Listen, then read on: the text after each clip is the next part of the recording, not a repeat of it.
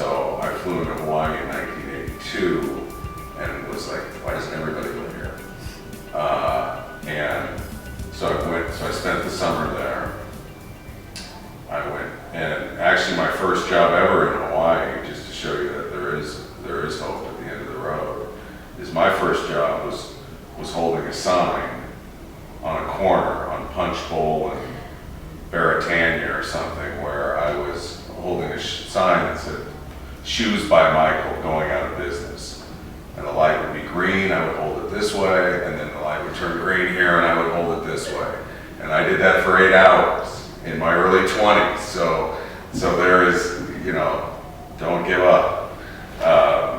You can start at the bottom of the well and work your way to the top. So I was there for that summer. I did that, worked at Sizzler, was a dishwasher on the side too. Tried to get a job as a Polynesian dancer, failed, I'm not sure why.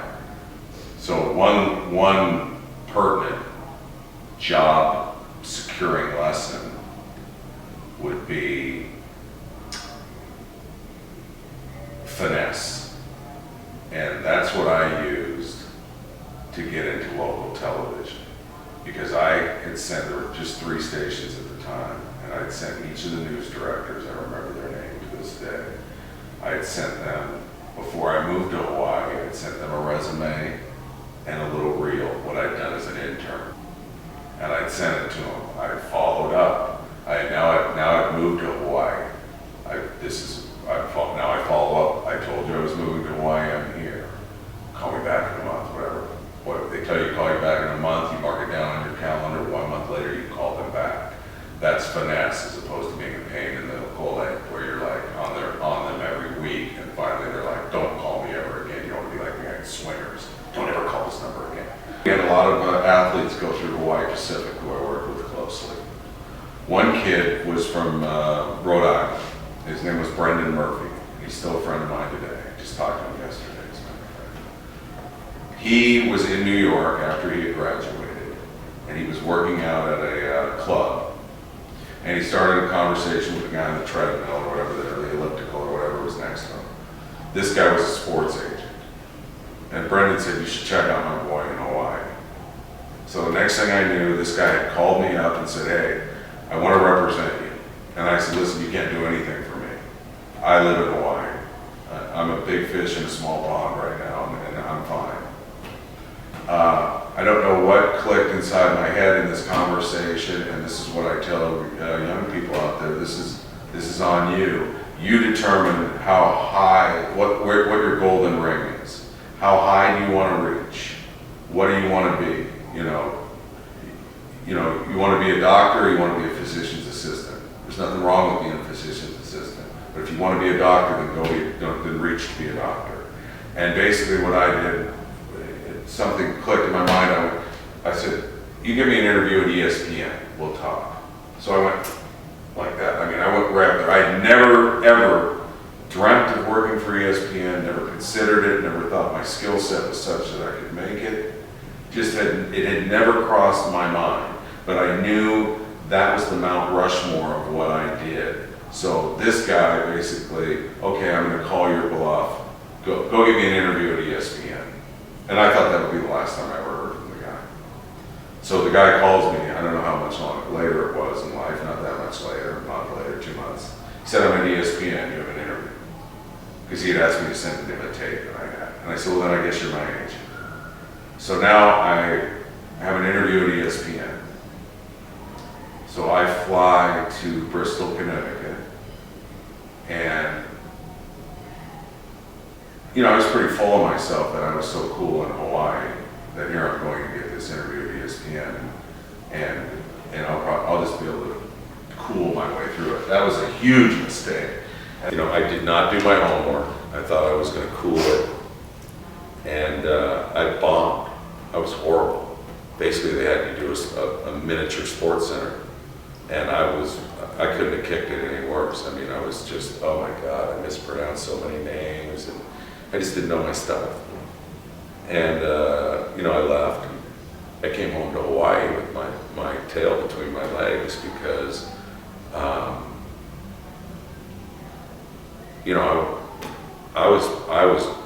was going I was more concerned about that than me. And, you know, there was I put a lot of pressure on myself maybe, but that wasn't why I failed. I failed because I didn't prepare. But I felt like I failed Hawaii by not preparing because I knew I was not getting that job.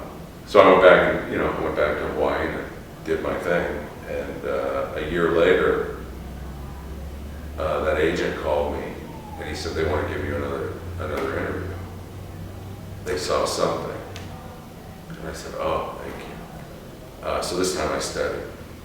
And this time I went back there and I thought I just knocked it out of the park. I mean, I was like patting myself on the back. I'm like, God, I hope they'll probably hire me before I leave the building. I was that good. Apparently I wasn't. Because now I come back to Hawaii and it's another full year. So now I can't even watch SportsCenter because it's just like, oh God, how did I blow that? And now I really felt like I let the islands down because here was a chance for one of theirs, even if I'm an adopted one of theirs, to go represent Hawaii. And that's what was most important to me. It wasn't about me, look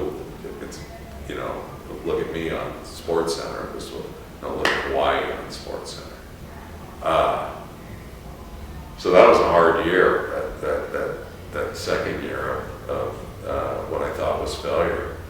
And I never found the reason why, but eventually, they called me a year later and said, it was my agent, he said, can you be here in 2 weeks? And I said, how about 2 months? Because we're going to have a going away party that's going to be epic.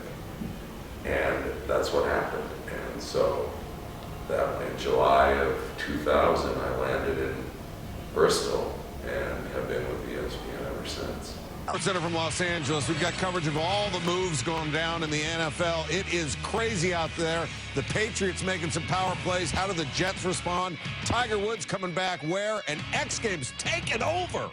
I just spoke to a whole group of young people, and this is the exact thing I brought up. Listen, you need to have a certain skill level, okay? You need to be willing to work hard to perfect this, and then you need to have luck, okay? Skill set, you're going to be born with somewhat, and you're going to be educated somewhat, so you're going to develop this skill set. Hard work is all on you. That's the one you really control. Luck, you don't really have much control over. I think I had a skill set that I'm a good writer, and I think that was inherited from my mom, who was an English teacher. I grew up in a household where my dad was a basketball coach, so I was familiar with sports, and like any kid, I was into sports when I was younger. I worked hard.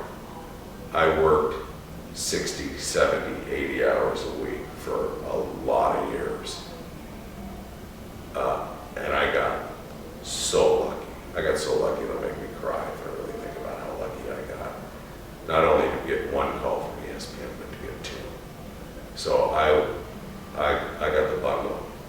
This is Neil Everett at SportsCenter in Los Angeles, and I believe, because if you don't believe, then you've lost all hope. And to try, it's interesting. The guy who ran ESPN for the longest time started in the mailroom. Okay, and then the guy who was my boss for the longest time started in the mailroom. And the point being is, you need to get in the room, get in the building.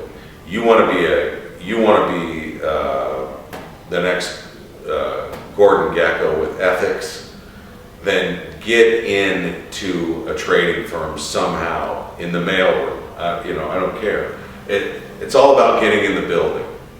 Young people come to me and they say, I want to do what you want to do. I want to be a sportscaster. I'm like, you are like a racehorse with blinders on. Take the blinders off. What you want to do is you want to work in media. Okay? Look how I got into the television. I got into the television as a news writer. Okay? Yeah, sure, did I want to do sports? Yeah, probably in the back of my mind, because that's what I knew. But a local television sports department has 2, maybe 3 positions. A newsroom has way more. Get one of those positions and then narrow your focus down.